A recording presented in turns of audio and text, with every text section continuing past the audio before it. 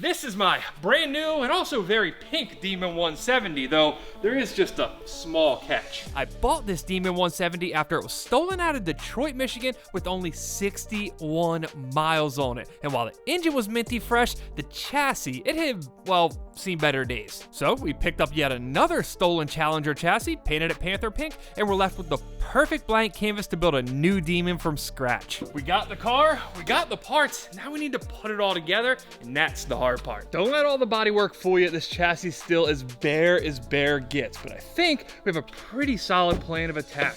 While you normally lay down the entire electrical system first, we're gonna do it a bit different. We're gonna take our engine and all of our suspension, put that in the car first, and then wire it all up. The idea is that when we go to install this mess of a wiring harness that was balled up in the back of the Demon 170, it'll give us some kind of direction. First order of business is getting this engine ready to go in the car. And unfortunately, it has sustained a little bit of damage after being drugged from the chop shop to the police impound to Copart, then ultimately down here to our shop. Frankly though, after reading the police report, we are beyond lucky that we even have an engine for this thing. We'll talk all about it in a little bit, but apparently when the thieves got busted, they had a U-Haul backed up in the driveway and we're actively loading parts from this car into it. The first bit of damage, it's not much of a surprise in the coil packs. These things can crack and break simply from being too harsh when you're unplugging them, so I guess it's to be expected that they're going to sustain some kind of damage when this engine's been rolled over on its lid. Now, some of them, they just have cosmetic chips like that, but on others, the connectors are either bashed in or completely broken off like this one. The coil packs, it's no big deal. We got plenty of them sitting around from the other builds, so we'll swap them out, no harm, no foul. But while we're in here, we got to take care of one of the other things that's been causing these Demon 170s to blow up left and right. Either Dodge or Champion royally screwed up on these factory spark plugs in that they're gap too loose. And what I mean by that is the electrode in the center of the spark plug is too far away from the actual tip of the plug. Frankly, on a normal engine, it wouldn't matter at all. But on an engine that makes 1,000 horsepower straight from the factory, it definitely matters. And it is wild to me that they let this thing leave like this. But either way, outside of a few cracked connectors and chafed wires we had to fix up, I'm not finding much functional damage on this engine other than this front accessory drive with the broken tensioner, a cracked pulley, but all that stuff's simple bolt-on parts, so it seems at least so far we've really lucked out on this thing. There are, however, quite a few parts that are just straight up missing off this engine. For whatever reason, don't ask me why, they decided to take the intercooler coolant temperature sensor that I definitely can't get back in. There we go. Either way, it's the exact same as the coolant temperature, the oil temperature sensor off pretty much every Mopar, so we jacked the Scat Pack one and called it a day. The only other damage that I'm really worried about on this engine is this fuel rail. This line is supposed to come straight off, and clearly it ain't. That's not necessarily ideal, but I do think we have a chance to fix it. I was concerned that it was going to be kinked at a sharp angle. In that case, it's pretty much trashed. But being that this is such a gradual curve, I kind of like our chances fixing it. Now, if it was any other fuel rail, we just replace it. But this is Demon 170 specific, being that it has a provision for the ethanol content sensor in the back of it. So the way we're going to go about trying to fix this is putting the stock cut fuel line back on and giving it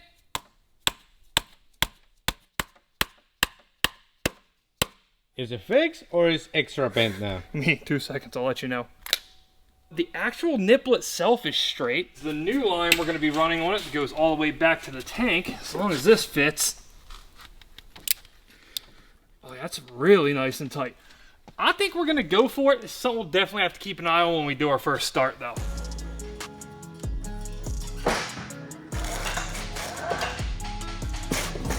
There's just a couple more things we have to take care of before we can drop this down on the subframe, slap it. I was not trying to drop the hardware into the nasty oil pan.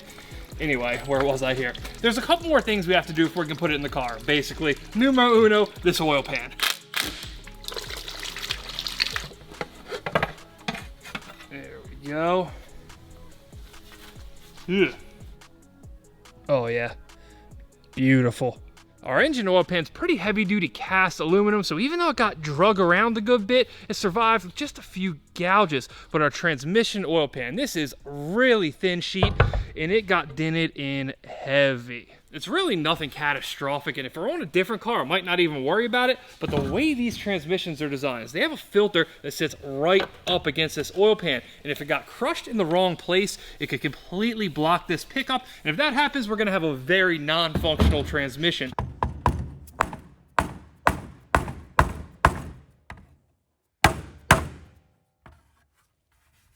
As usual, Big Hammer gets the job done. Now, while we knew how we're gonna fix this, one thing I didn't anticipate is that the filter itself was gonna be crushed in it. Unlike our oil pan, I don't feel comfortable fixing that. We're gonna have to replace it, but we're not gonna let it slow us down. We'll toss the oil pan back on to make sure we don't get any dirt in this beautiful 61-mile transmission, and then we'll replace the filter in a couple days when it shows up in the mail with the drivetrain already in the car. While we didn't technically finish the job there, I'm not gonna sweat it because this next part's a little more fun to deal with oil pans anyway. These guys are Stainless Works 2-inch headers. Not only are they significantly lighter and more visually appealing than the stock manifolds, they're of course gonna let us make a little extra power too. These are the same exact headers I ran on the OG Demon. They haven't led me astray there, so I figure why not go for them again. I do have to say that it is awesome to be working on something with only 61 miles on it. We get to reuse the factory gasket, all the bolts are going in fine. This doesn't usually happen here.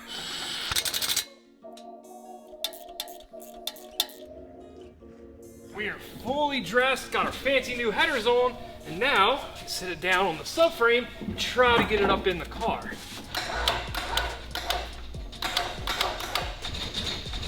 Is the door supposed to shake when you do that? Yeah, that is fucking weird, right? That's weird. For reference, if you haven't used one of these fancy things before, in a warehouse, they have beams up top. You can put a hoist. It's great for things like this. But it turns out when you have something this heavy on it, it shakes the building. It's probably not right, but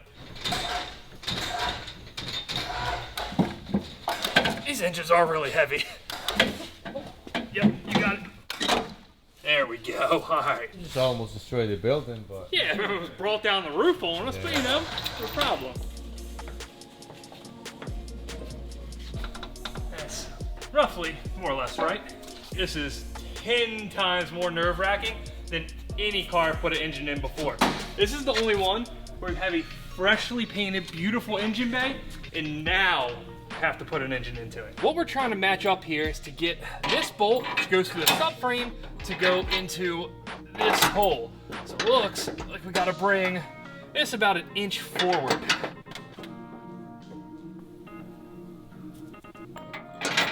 We're in, we are in. Now we just gotta get this transmission mount in, and we can take a breath and call it installed. Come on. I know in the grand scheme of things, this really isn't that big of a deal. It's not like we had any questions of whether this engine was gonna fit or not, but it still somehow feels like a big deal. Now, while we're on a roll here, might as well go ahead and throw in this rear subframe and differential as well. And realistically, this should be even easier than the front. There's really only a few changes we have to make. Number one is these rear struts. The ones that came with the Demon 170, they were all kinds of bent up from getting thrown around at the salvage auction. We sourced a set off of Hellcat. They're not nearly as low mileage, but I think they'll do for now. Imagine putting this in on airbags. That would be kind of cool. Don't. What? Don't even start. The only other damaged part we have to replace here is this parking brake cable, which the fine gentlemen who stole this car were nice enough to cut for us. But I've already taken one out of the Scat Pack, so it's a direct bolt-on replacement, not really that big of a deal. Last order of business on the rear is to replace something that was missing entirely in these rear springs. Now, to be fair, these just sit in there. They're not attached in any way, shape, or form, so it's not really that much of a surprise that they got lost.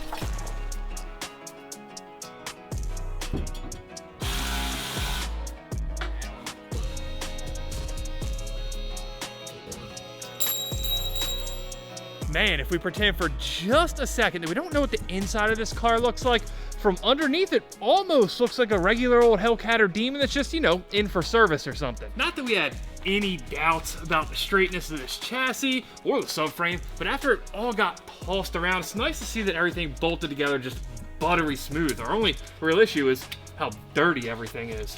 Normally, installing lines like this, no problem. But if you remember how the lines that came out of this Demon 170 actually came out of it, it's a problem. It's a little bit of a problem.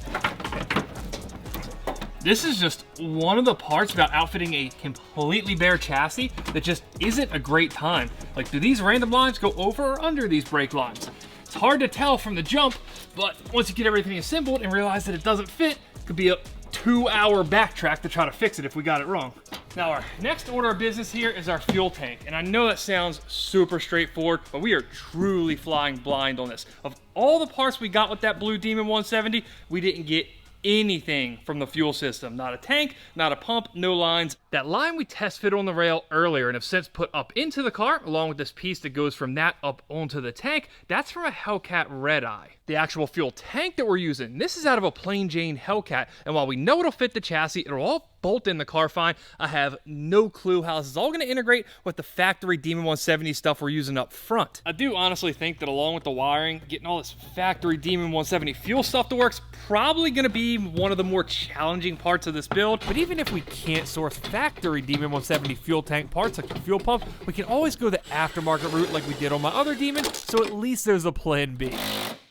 Fuel tank, check. Our brake lines, our emission lines, our fuel lines, that's a check. We can run fluid from the front of the car all the way to the back of the car, but now we need to make sure we can run power from the front of the car to the back of the car. And to do that, we get to install what, quite honestly, might be one of the nicest parts I've ever put on a car, period. This gem's a carbon fiber Demon 170 specific drive shaft by Ripatoon. I mean, it's got billet U-joints, the whole 9 yards. It's far and away the nicest shaft I've ever seen. After our factory drive shaft got drug around from place to place, it had really, took a beating. By the time it made it here, it was pretty much trash. So especially considering the stock drive shafts are $4,000 to buy, this was kind of a no-brainer considering it was a couple $100 less than that, and it's carbon fiber. Supposedly, Demon 170 drive shafts are breaking straight from the factory too, so while I'm not thrilled to have spent a ton of money on a drive shaft right off the jump, I suppose it's preventative maintenance. Or we'll justify it that way at least.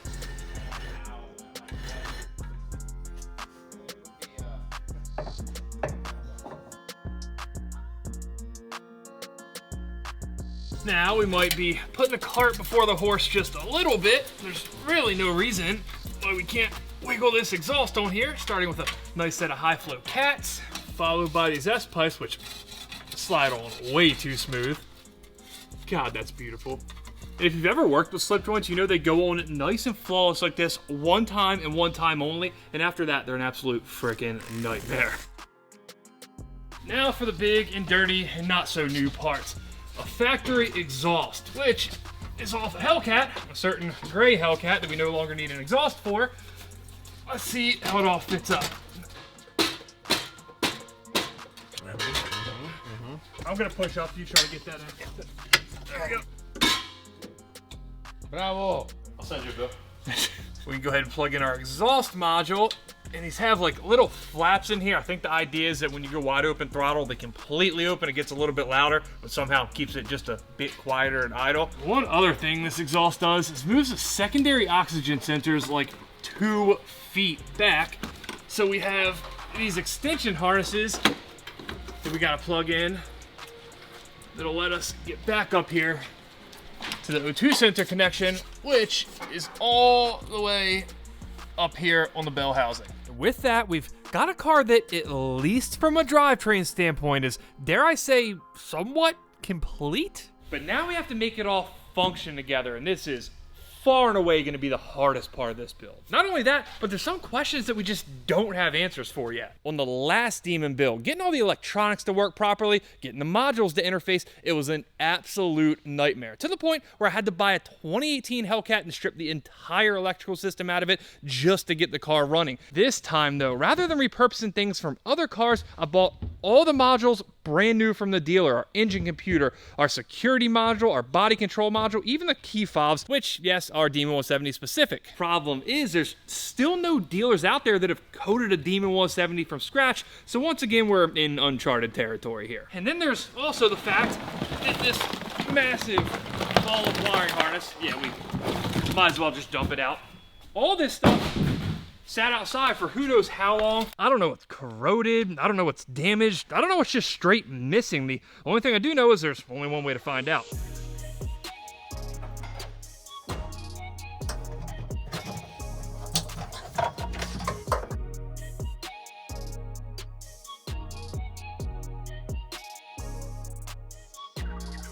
We got our main rear chassis harness laid. Now we'll run our big battery cable up to the front of the car.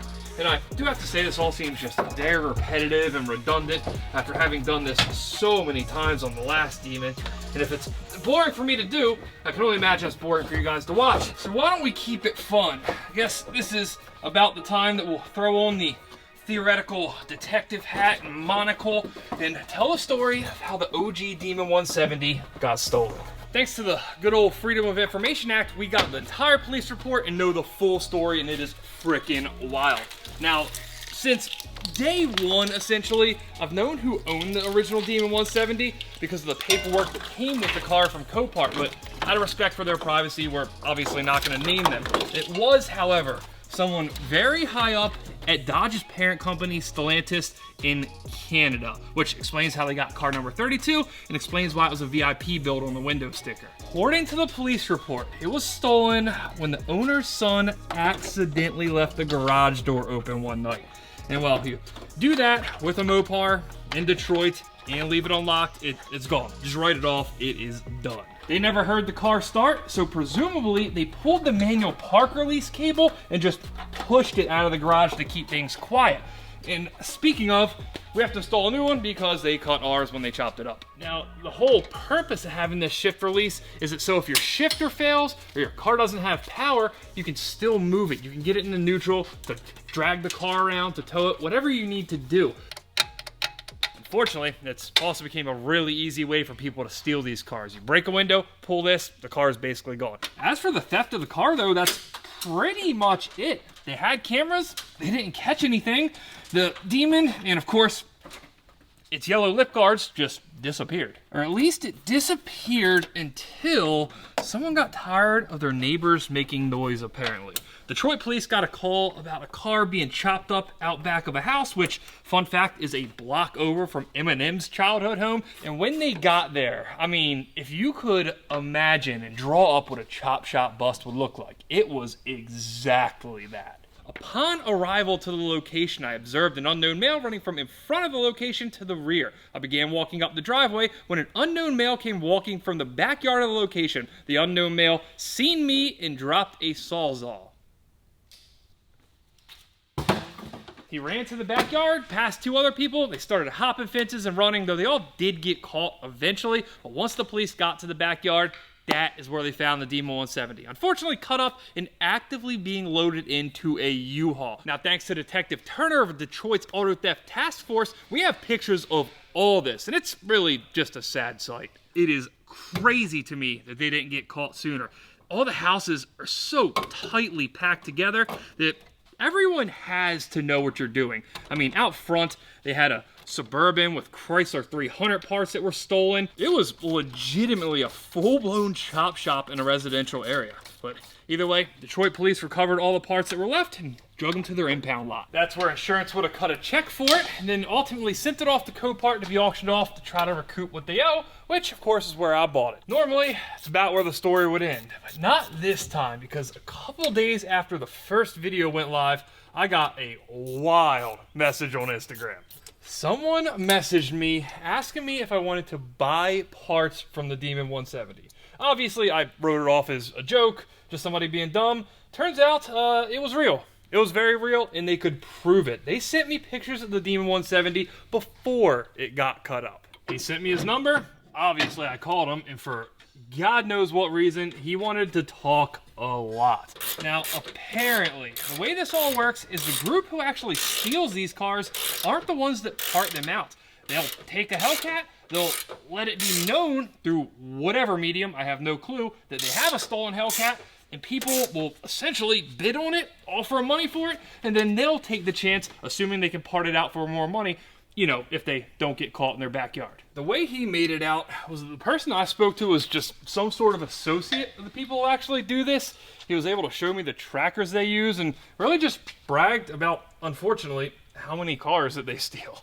Now, I think it goes without saying that this is a very odd position to be in, talking with people who are involved in the world of stealing cars, especially when none of us support that.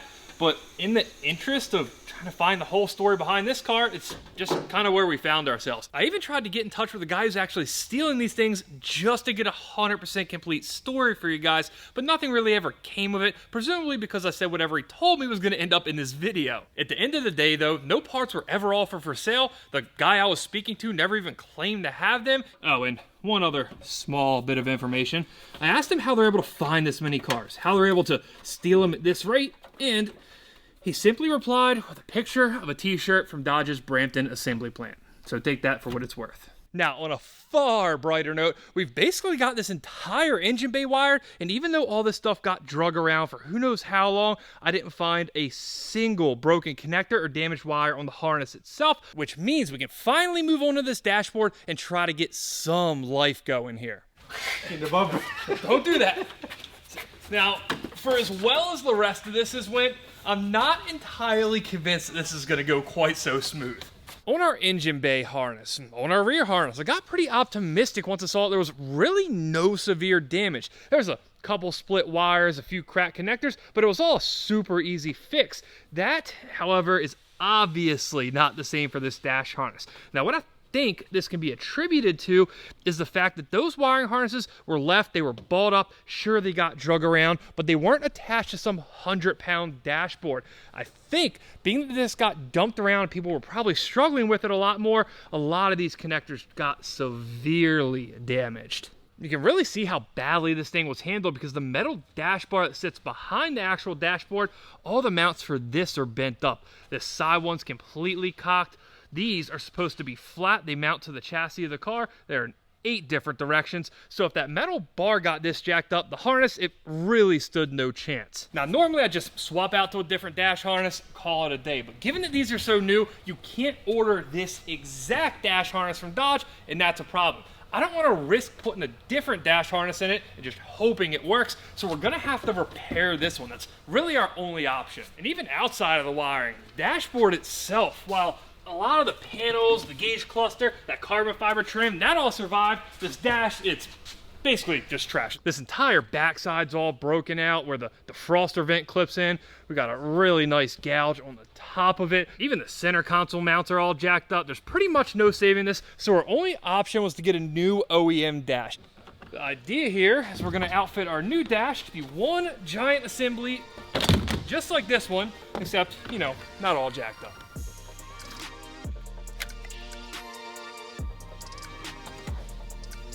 Now, to give us some kind of guidance. Oh.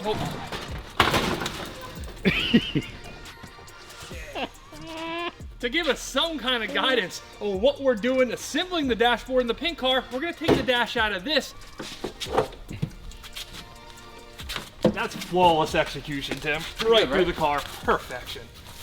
I mean, the whole car falling off the cart thing wasn't really great, but otherwise, not too bad. One other thing we're going to be able to do with this dashboard is, even though I'm sure the dash harnesses themselves are different, so we're not going to use the entire harness, those couple main connectors that were broken on the Demon 170, they were identical in this harness, so we snipped them right off, and old wiring master Tim here's got them, what, like halfway on? Yeah, swapping over wire by wire, pairing the ones that are broken, and, you know, hopefully it all works. So that's the blue connector, correct? Yes. So we went from this hunk of trash and this broken connector to Minty Fresh. Minty Fresh. Minty Fresh Scat Pack parts. Not bad. Gets the job done. Yep. Now this one, the brown one that was completely smashed to bits, this was proving a little more difficult, mainly because we don't know where all these wires go in the connector. So, this is the 170 connector, and this is the connector we have off the dash.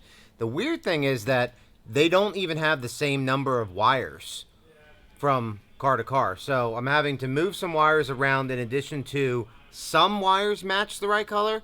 and other wires are completely different shade of color. And the problem here is there's no pinout available for a 23 Demon 170. Doesn't exist.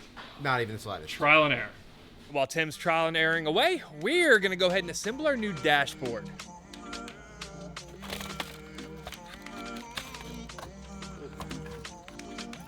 The plan here, as long as we don't find any damage, which we shouldn't, is to use the dash bar and the steering column out of the Scat Pack, the wiring and modules out of the 170, and combine it all with our new dash skin. I didn't really realize the scale of this until we got this dash out of the car, but if you remember, a tree fell in that Scat Pack. The entire windshield just bust out of it. There is so much glass in this thing. I guess we're gonna have to spray it, otherwise when we turn the HVAC on, it's gonna be coming out of the vents. First order of business, of course, is snake our wiring harness through here, which I thought was gonna be a complete pain, but it turns out they put so many different clips and whatnot on this that it's really just not that bad. We've got just a few small and unimportant parts, like the airbag that we have to transfer over from the old dash skin to our new one. Got a couple little modules back here. Now that we got that outfitted, we can extremely carefully put this new dash skin on. Now we get to install all the cool stuff. Gauge cluster. Boom. This freaking beautiful carbon fiber dash panel. I know we talked about exactly how much this cost in the first video. I can't remember the exact number, but in case you weren't here for it, it's something like $1,800, $2 grand. It's absurd. The only, and I truly mean only flaw in this thing is that little gouge right there. It's probably gonna drive me nuts if I'm being honest, but it's certainly not worth paying the price for a new one, so we're just gonna rock with it. And now the final and clearly the most important piece, our serial numbered Demon vent cover that I am trying to very carefully to get out of here. Perfect. All right. Suppose we're about done with this thing. Add it to the old dash graveyard over here. That is quite impressive, right? That's what has went into making this a complete dash. Give her a nice little polish there. Good as new. I mean, it is new, so I guess that checks out. You ready, Fernando? Mm-hmm.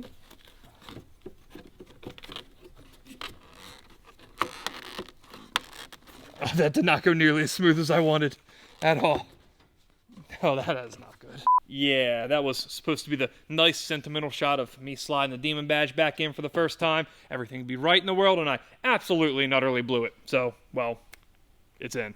Trust me, I'm well aware it's just a dashboard, but for some reason, I am far too hyped to have this thing done and ready to go in the car. Maybe it's because half this stuff was rolling around Copart for so long, I thought it was all going to be full of water. I didn't think any of it was going to work, so to get away with doing a little bit of wiring and installing a new dash skin, to have a complete dash ready to go in the car, it's a massive win. Now to install our nice new dashboard, we got to get the car off the lift so we can actually open the doors. Could we sneak the dashboard in here? Probably, but considering this is the first time in my life I've had a fresh new paint job, I'm in no hurry to try to wrestle that heavy dash in here and risk scratching something. So we got to get the car off the lift, and we have basically two options on how we can do that. One, we can load the car back onto a cart and push it off, or option number two, we can install our fancy new wheels, and I think the choice is pretty clear here, right?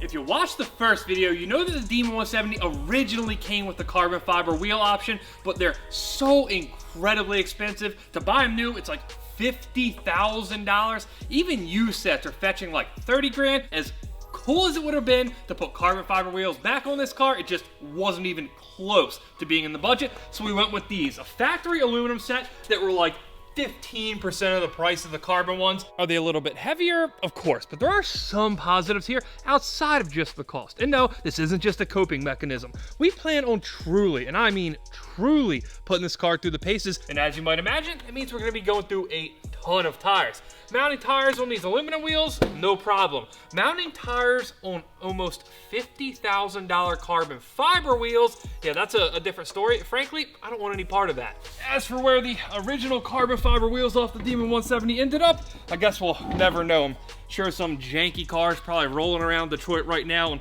$50,000 wheels, and they probably paid like $6 for them. Is it me? Or this is like truck lug nuts? I mean, they look terrible. I don't think there's any getting around that. These are the lug nuts off the Scat Pack, and they don't match these wheels at all. We're gonna have to source some kind of like charcoal lug nut. I mean, even outside of the lug nuts, we got a lot of work to do on the cosmetic front. We need to source center casts. We need to also send our brakes out to be powder coated, as most of them are still really gouged up. But that is a problem for another day. Right now, I am just jacked to see what this car looks like on the ground with wheels on it. It's such a slow ride down when you're waiting to see new wheels. It takes 10 times longer, I swear, it's a thing.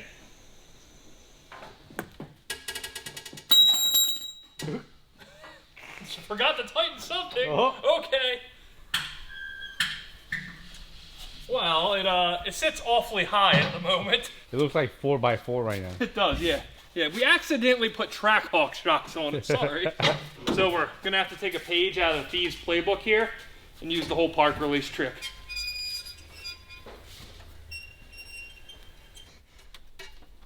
Nah. Yeah, it didn't fix it at all. So we're not at all even close to full weight. We don't have the radiator fluids, any of the interior. This probably would have looked cooler and much more dramatic if we were, you know, at a proper ride height. But the color scheme looks freaking awesome.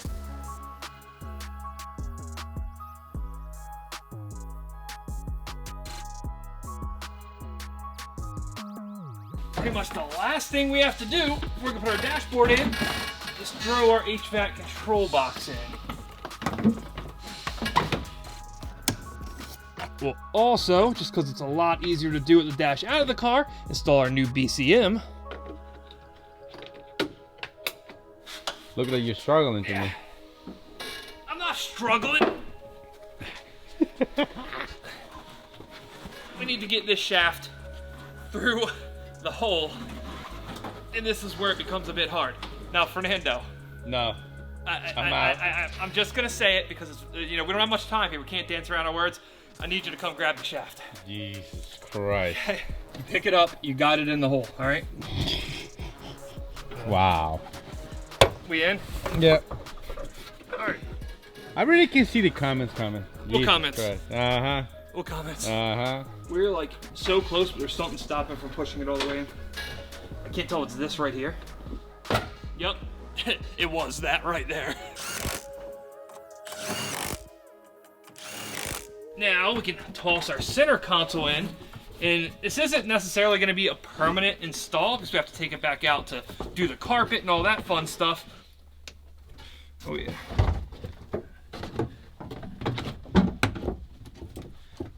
It really does, like, it almost looks like a complete car now, doesn't it, Fernando? 100%. This feels weird. It really does feel weird. Oh, perfect. The final thing we need to do is get power from the front harness to the rear harness, and then we can try to key it on and see what happens. Our battery cables will pass through our fender well here with this little junction box that we, of course, have to get back in the car to install. This is one of those things that would have been very, very wise to do before we put the dash in.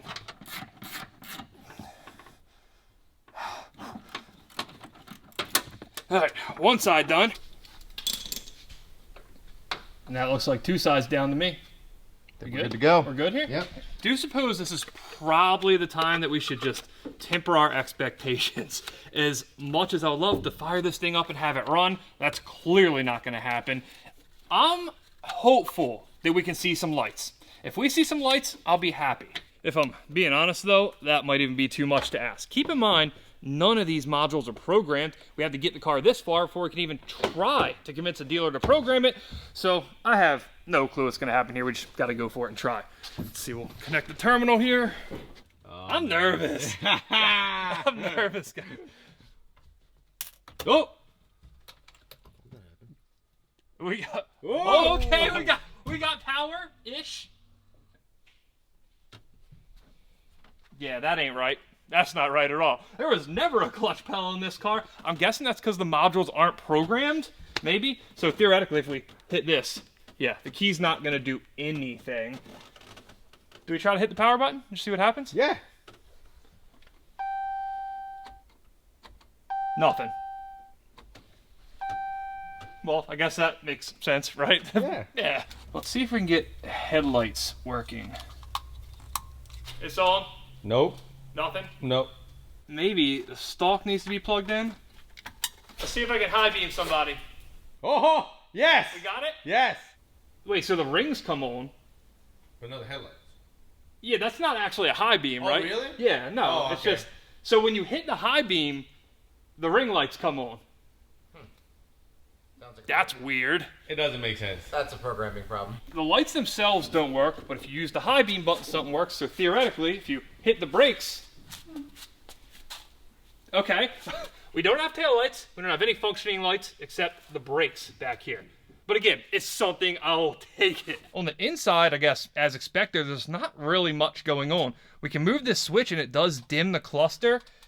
The center console, the shifter, all that stuff seems to work and light up as it should. I guess this is the extent of the life we have in this car for right now. Now guys, stick with me for just a second here. It is not an ad, I promise you. As the builds here have got more complex and as the videos have got longer, and as I've tried at least to keep the quality high and pack more into every single video, they've got infinitely longer for me to film and edit. So many of the videos I've been posting recently have been like 3 or 4 weeks worth of work compacted down into a 30 or 40 minute video. And while I truly am, and I hope you guys are too, happy with the quality of these videos because of just how much we are able to pack into them, there's so much more that I want to share with you guys that's just not a fit for these style videos. So I decided to make another channel for exactly that reason. I can keep you guys updated on what's going on in between the videos on this channel. We can just have a good freaking time and talk about what's going on in the shop, and we can talk about stuff like, you know, the total dyno we just rebuilt for the shop. You guys know that I never hit you with all that typical YouTube BS, like, you know, like and subscribe, smash that like button or whatever it is, but just this one time, I'm gonna ask for a favor. I have a link to the new channel down in the comments and in the description. If you wanna come along for the ride, head on over, hit subscribe so we can try to get this thing off the ground. And truly, I appreciate every one of you guys more than you can possibly imagine, and I am really, really excited to be able to share more of what I do on a daily basis with every one of you. Now, back to the Demon for just a second. This, unfortunately, is where the quote, easy work is pretty much over. Now, the next step is really going to be starting this thing and getting it to run and drive, and that is where we still have all those question marks. We need to find a dealer that's willing to program this thing, that thinks they can do it, and hopefully not have it take half a year like the last one. Yeah, let's hope that I see you guys back with this car sometime soon. It's very important to point out that this is easily the heaviest piece of crap engine we've ever had on this hoist. Also very important to point out that he installed this thing. So, yellow lip guards, just a wake up, buddy. Tired? What's wrong? I'm hungry. Tired? You're hungry. Safety first, right? Always.